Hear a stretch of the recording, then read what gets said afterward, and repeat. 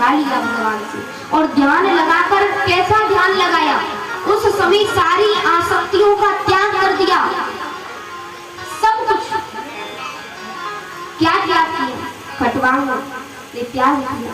मैं कहीं का राजा, मैं किसी का पति त्याग किया, मैं कहीं का राजा हूँ मन से निकाल दिया, मैं किसी का पिता हूँ मन से निकाल दिया, मैं किसी का जो था मन में जो आसक्ति बनी हुई थी अभी संसार के लोगों से, सब आसक्ति को त्याग दिया, छोड़ दिया और बस भगवान को याद किया। मैं हूँ और मेरा भगवान है, क्योंकि जब मैं था जब वो नहीं, और जब वो तो मैं नाय, और प्रेम गली अति सांकरी तामे बेना समान। और उस समय सुखदेव जी कहते 48 मिनट में भगवान को प्राप्त कर लिया खटवांग राजा ने।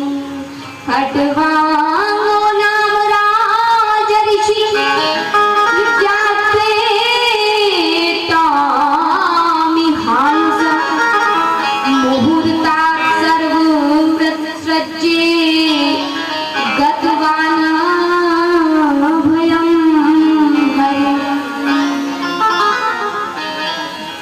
ऐसे महाराज खटवांग सुखदेव जी कहते तुम्हारे पास 7 दिन का समय, खटवांग राजा ने 48 मिनट में अपना मोक्ष कर लिया, भगवान को प्राप्त कर लिया। तवा पीतर्हि कौरव्यम सप्ताहम जीविता थे। तुम पूछते हो तो मैं बताता हूँ, मेरे हिसाब से जल्दी मरने वाले को चाहिए कि केवल सब आसक्तियों का त्याग करें, क्योंकि जब तक हम विषयों में चिंतन लगाते हैं, विषयों में चिंतन लगाते लगाते हमारा मन जब तक विषयों में आसक्त होता है, तब तक हम भगवान को याद ही नहीं कर पाते। विषयों में मन लगाते लगाते हमारा मन विषयों में ही आसक्त हो जाता है। ये मैं नहीं कहती, श्रीमद् भागवत गीता कहती है। ध्यायतो ऋषियाम ध्यायतो पुंसाम संगतेषु उपजायते संगात संजायतः कामे कामात् क्रोधो विजायते। विषयों में चिंतन लगाने से मन विषयों में आसक्त हो जाता है, हमारी आसक्ति हो जाती है। इसलिए आसक्ति को त्यागना है। तो बस सुखदेव जी कहते कीचित कीवलया भवत्या वासुदेव परायणा श्रोतव्य कीर्ति तव्यश्च स्मृतव्ये ताभा। सुखदेव जी कह रहे हैं कि जल्दी मरने वाले को परीक्षित केवल केवल श्वास श्वास पर क्लेश भरी वृथा श्वास यदि खोए ना जाने या श्वास की आवन होए न होए, आवन होए न होए। पता नहीं ये सांस निकल गया तो आएगा कि नहीं, इसलिए हर श्वास पे कृष्ण कृष्ण बोलो, हर श्वास पे नाम बोलो। ये नहीं कि आप बोल के ही नाम बोलो, मन में नाम जपो, कार्य कर रहे हैं तब नाम जपो, कोई भी परिस्थिति में आप नाम जपो। कर से कर्म, तुलसीदास जी कह रहे कर से कर्म करो विधि नाना मन राखो जहाँ कृपा निधान। तुलसीदास जी कह रहे हैं कि कर से कर्म करो विधि नाना, कर से करो विधि नाना, कर से कर्म करो विधि नाना, कर से कर्म करो विधि नाना। मन राखहु जहाँ कृपा निधाना, मन राखेहो जहाँ कृपा निधाना, मन राखहु जहाँ कृपा निधाना। हर परिस्थिति में मन को गोविंद के चरणों में बांध लो, बंधना चाहिए, क्योंकि जब तक हम मन को खुला छोड़ेंगे तब तक मन काम बिगाड़ेगा। जब तक, क्योंकि मन ही बंधन और मोक्ष का कारण है। मन एवं मनुष्याणां कारणं बंध मोक्षयो बंधाय विषयासंगो मुक्तय निर्विषयम मनः। ये मन ही बंधन और मोक्ष का कारण है। मन भगवान में लग जाए तो मोक्ष का कारण है, और मन अगर इस संसार के लोगों में लग जाए, घर परिवार में लग जाए, धन दौलत जमीन जायदाद में लग जाए, गृहस्थी में लग जाए, आसक्त हो जाए, तो मन वही मन विषयों में, वही मन बंधन का कारण है। इसीलिए कहा, यही मन के बारे में अर्जुन ने कृष्ण भगवान से कहा था कि चंचल ही मने कृष्ण, ये मन बड़ा चंचल है कन्हैया, मैं क्या करूं इस मन का, मन काम बिगाड़ता है। तो भक्तों, हाँ, जब हम भजन करने बैठते हैं तो मन हमारा इधर उधर जाता है,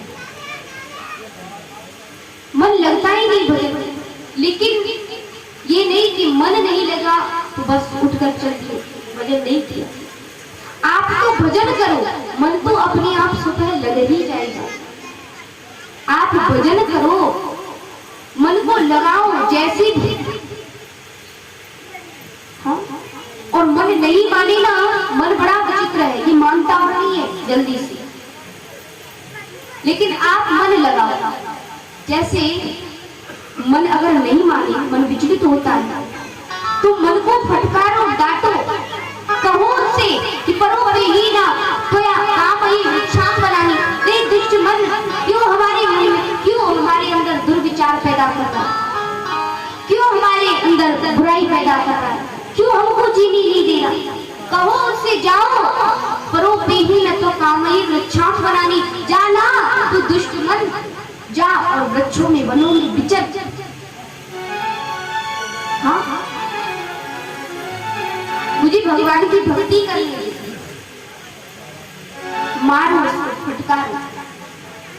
जैसे एक राजा ने, ये सारी सभा लग रही थी और सब गांव वालों से कहा, सब अपनी प्रजा से कहा, राजा ने कि देखो, ऐसा कोई प्रजा में हो जो मेरी बकरी को तृप्त करा सके,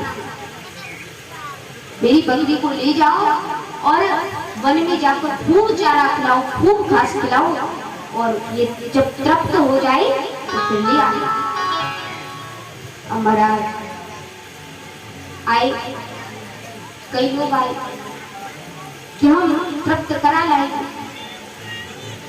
ले गए, लेकिन खूब चराया, खूब चराया, ले आए राजा के पास। वो दिन भर रही वन में, राजा के पास लाए।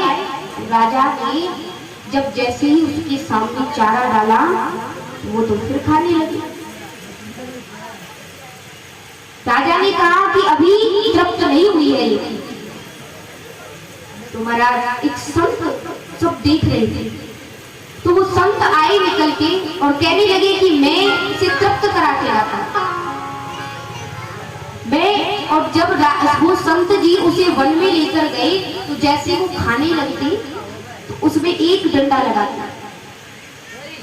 दिन भर ऐसे, जब वो खाने लगते एक डंडा लगाते, और जब शाम हुई तो वो संत जी उसे ले आए, राजा के सामने खड़ा किया। राजा ने जैसे उसके सामने घास डाली तो उसने खाई।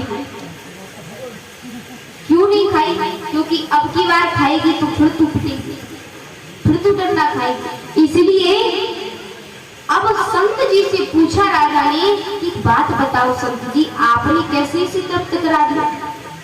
तो संत जी कहने लगे कि देखो, ये कभी तृप्त होती ही नहीं, लेकिन औरों के साथ जाती थी तो और खूब खवाते थे, इसे खूब खिलाते थे, लेकिन मैं जब इसे लेकर गया तो उसे डंडा दिया मैंने, और डंडा दिया तो पता चला, क्योंकि हम जब मन को खूब लगाए, जैसे वो बकरी खूब खाती वैसे ही मन को हम जब लगाएंगे इस सांसारिक वासनाओं में, भोगों में, आसक्तियों में, हम मन को इस संसार में लगाएंगे तो वो लगेगा खूब।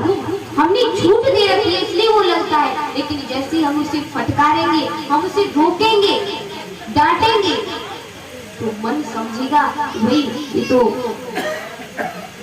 मेरे ऊपर बड़ी ही फोकस रखते हैं, बड़ी डांटते हैं, इसलिए मन समझ जाएगा और फिर वो आसक्ति में लगेगा ही, उसे आसक्ति होगी नहीं, वो इससे वासना भोगों में लगेगा ही।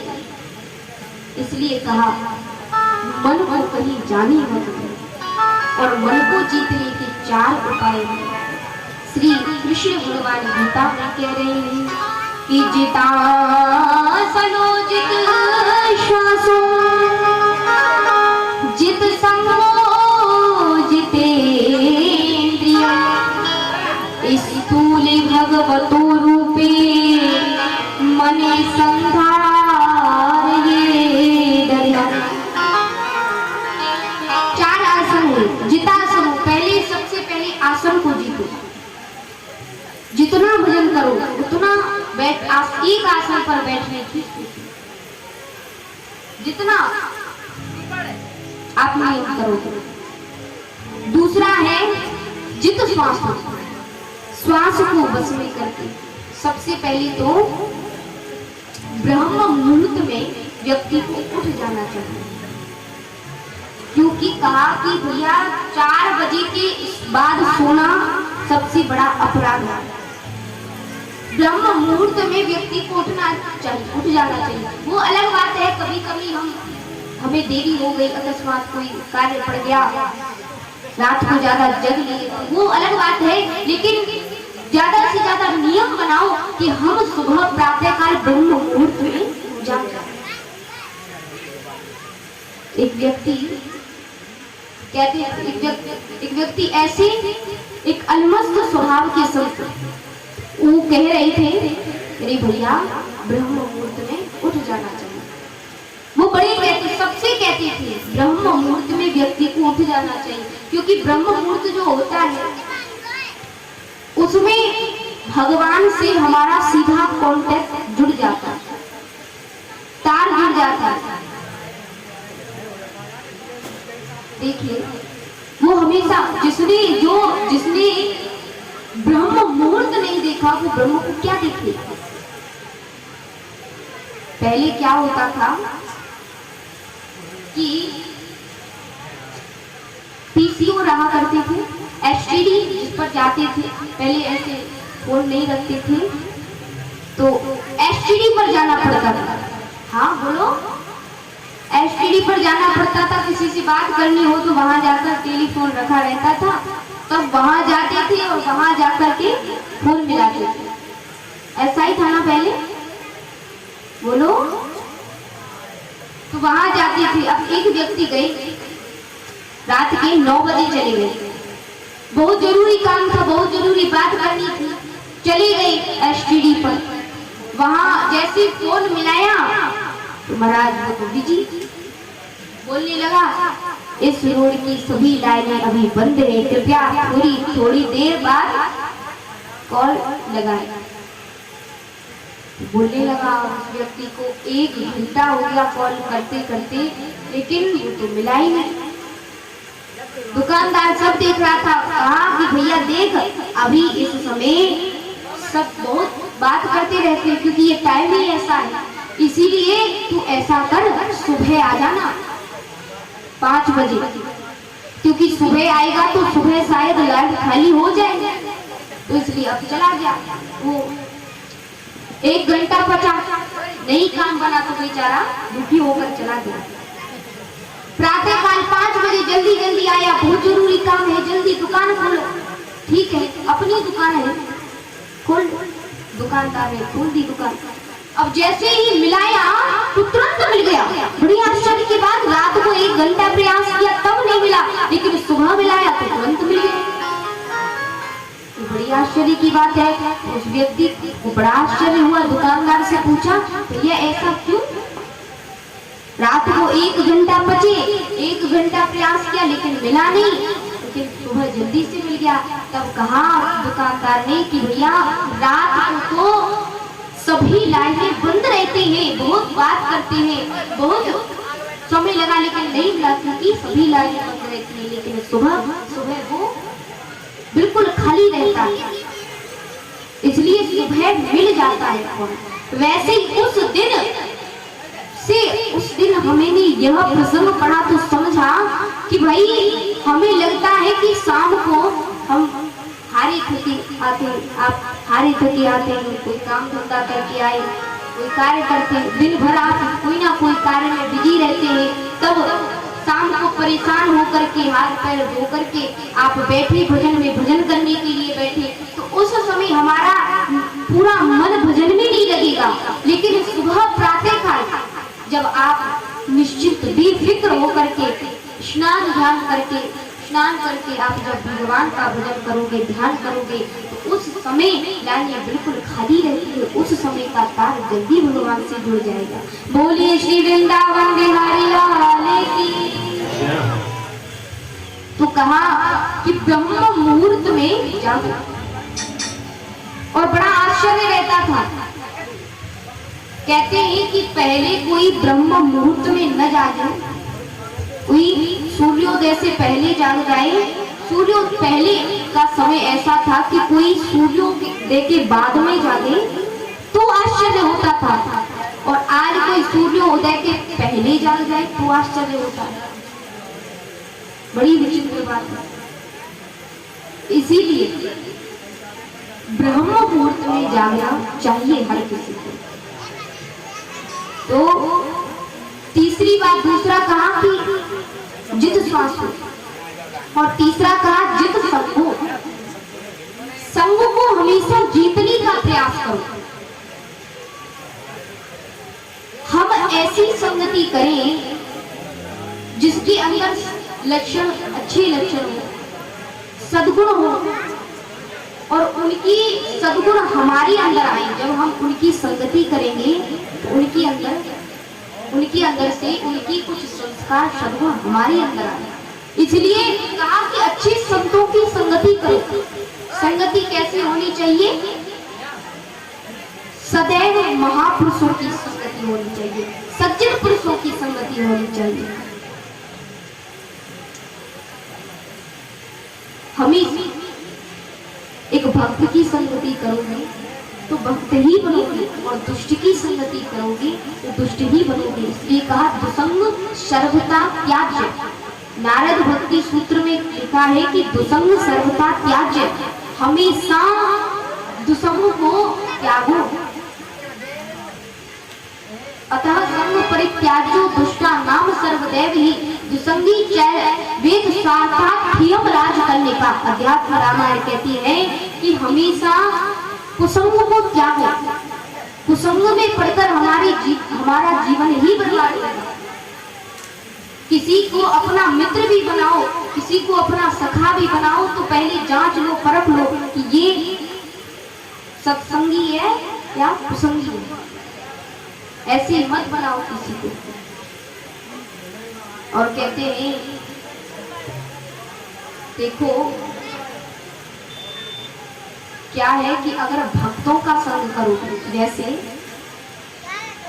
किसी संत का संग करोगे, संत के संग चलोगे भी ना आप, तो भगवान देखेंगे तो भगवान को लगेगा कि भाई मेरे भक्त के साथ चल रहा है तो ये भी शायद मेरा भक्त ही है। जैसे कोई शराब की दुकान पर खड़े होकर के और हाथ में दूध का गिलास पकड़े हुए, गिलास में तो दूध है लेकिन खड़ा कहाँ है? बोलो, शराब की दुकान पर खड़ा है। लेकिन अगर कोई आसपास का कोई देखेगा तो उसको लगेगा कि देखो देखो भैया ये तो इतना अच्छा आदमी था और शराब की दुकान पर खड़ा है, शराब पीता है। उनको लगेगा बेशक उसके हाथ में जो गिलास है वो दूध का है, लेकिन लगेगा। वैसे ही कहा कि अच्छे संग का संग करोगे, सज्जन पुरुष का संग करोगे तो भगवान को भी लगेगा ये मेरा भक्त है। तो भक्त का संग चल रहा है, भक्त का संग कर रहा है तो ये भी मेरा भक्त ही है। इसलिए हमेशा संग करो तो जांच परख लो। और कुसंगति पाकर कौन विश्व नहीं होता। मंत्रा की संगति की कैकई ने। पहले तो कैकई कितना प्रेम करती थी श्री राम जी से, लेकिन मंत्रा की कुछ क्षण की संगति से उसके विचार बदल गए, विचारों में परिवर्तन आ गया। अब बताओ, कुछ देर की कुसंगति हमें हमारा जीवन बर्बाद कर देती है, और ऐसी कुसंगति मंत्रा की ली कैकई ने कि सारा जीवन अपयश उनका होता है। आज भी उनका नाम लेना कोई पसंद नहीं करता, केवल कुछ क्षण की संगति। भक्तों, बड़ी एक संत हुए श्री माधव दास जी। कभी कभी ना क्या होता है, कभी कभी भक्त भी बिगड़ जाते हैं, लेकिन ये विनोद की बातें हैं। भक्त भी कभी कभी बिगड़ जाते हैं, किनकी संगति करके। एक बार संत माधव दास जी की कथा है, प्रसंग है। माधव दास जी के मित्र थे, सखा बनाया था श्री कृष्ण भगवान ने माधव दास जी को। कृष्ण भगवान आज और आराम से एक वृक्ष के नीचे बैठे हुए थे जगन्नाथपुरी में। अब जगन्नाथपुरी में बैठे थे, बेचारे बड़े दुखी लग रहे थे। माधव दास जी आए। माधव दास जी ने पूछा, कन्हैया क्या हुआ, इतना दुखी क्यों है, ये मुंह क्यों लटकाया हुआ है, बड़ा दुखी लगता है, अशांत मन लगता है तेरा। तो कन्हैया कहने लगे, अरे अरे रहने दो, क्या बताऊं मैं तुमको। नहीं बताओ कन्हैया, हम तुम्हारे सखा हैं, हमको नहीं बताओगे। अच्छा ठीक है बताता हूँ। तो कन्हैया कहते हैं, वो क्या है ना, हमें याद आ रही है। किसकी? कहते हैं चोरी करने की, चोरी करने की याद आ रही है। अच्छा चोरी करनी है तुम्हें? संत माधव दास जी बोले, अब चोरी तो यहाँ हो नहीं पाएगी। तो कन्हैया कहते हैं कि वृंदावन में तो हमारे कई सखा थे, हम उनके साथ चोरी करने निकल जाया करते थे, लेकिन यहाँ जगन्नाथपुरी में आ गए, तुम्हारी वजह से आए, और अब हमें इतनी अशांत है, हमें चोरी करने को कई दिन से मिली नहीं। तो संत माधव दास जी ने कहा, तो उसमें कौन सी बड़ी बात है, ज्यादा ही मन कर रहा है तो यहाँ चोरी कर लो जगन्नाथपुरी में। तो कन्हैया कहते चलो ठीक है, तो चलो। माधव दास जी बोले कहाँ? तो कन्हैया कहने लगे, अरे चोरी करने। अच्छा हम ले जाएंगे कन्हैया, जीवन पर भजन किया हमने, और अब बुढ़ापे में आप चोरी करवाओगे हमसे, ऐसे काम करवाओगे। तो कन्हैया कहने लगे, अरे सब थोड़ी देर करेंगे, बस थोड़ी सी चोरी करके लाएंगे और कुछ।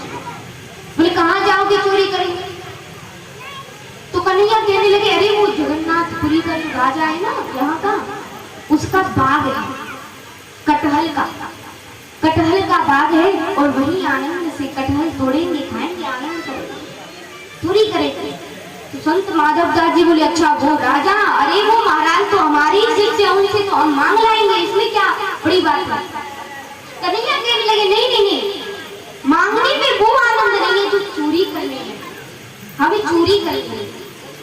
माधव दास जी बोले कि कन्हैया कैसी जिद पाले बैठे हो तुम, कैसी जिद पेड़े हुए हो, चोरी करना, अरे गलत बात है, चोरी नहीं करेंगे। कन्हैया बोले, फिर हम जा रहे हैं वृंदावन। चल ठीक है। माधव दास जी अब कहने लगे, ठीक है चल, तुम कह रहे हो चोरी करनी, चल चलते। संत माधव दास जी कन्हैया के संग चोरी करने चले गए, और चोरी करने गए तो बाग में अंदर चुपके से चले गए, धीरे गए। अब कन्हैया ने पहले ही समझा दिया था कि देखो माधव दास जी, आपने कभी चोरी नहीं करी है, और अब आप चोरी करने हमारे संग पहली बार जा रहे हो, इसलिए देखो चोरी करते तो धीरे बोला जाता है, आप ज्यादा तेज मत बोलना। बोले ठीक है, हम समझ गए।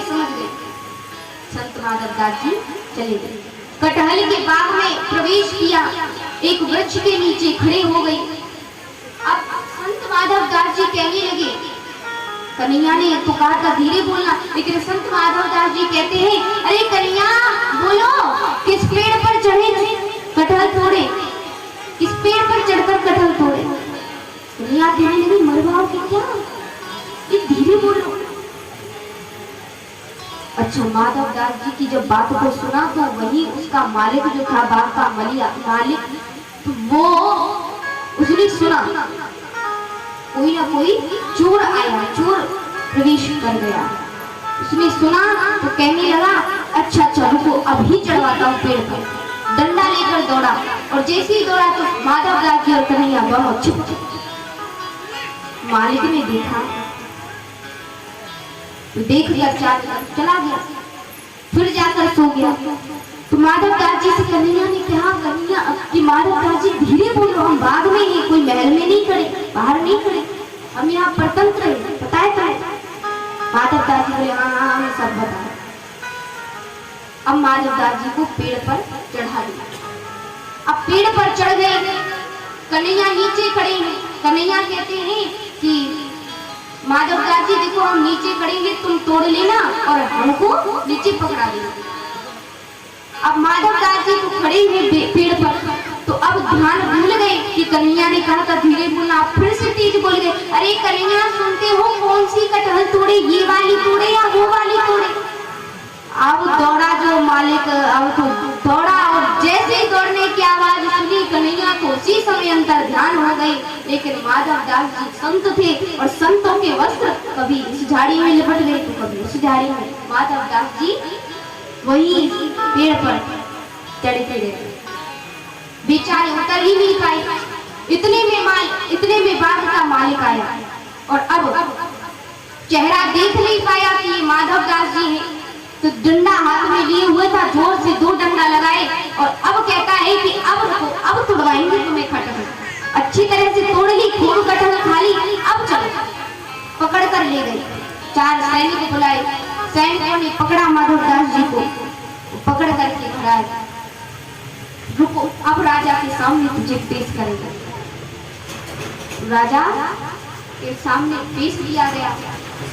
बाग का मालिक था, राजा के सामने ले गया और दूर से जो महाराज ने देखा कहने लगे कि हमारे गुरुजी को ये सैनिक क्यों पकड़े हुए हैं।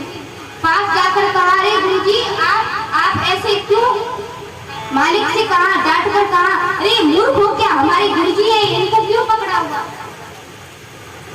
माधवदास जी कहने लगे अरे नहीं इनकी कोई गलती नहीं है, गलती तो हम ही है, हमारी ही है, क्योंकि हम कुसंग में पड़ गए थे। माधवदास जी कहने अब बाग के मालिक ने कहा कि महाराज आप नहीं जानते ये कितने बड़े चोर हैं, हमारे बाग में आ गए थे चोरी करने के लिए। महाराज बोले अरे चुप चुप, ये हमारे गुरुजी हैं, छोड़ो इनको। बाग के मालिक ने छोड़ दिया। संत माधवदास जी को लेकर अपने महल में चले गए महाराज, और महल में गए तो वहां आराम से बिठाया, स्नान किया, माधवदास जी ने बैठे।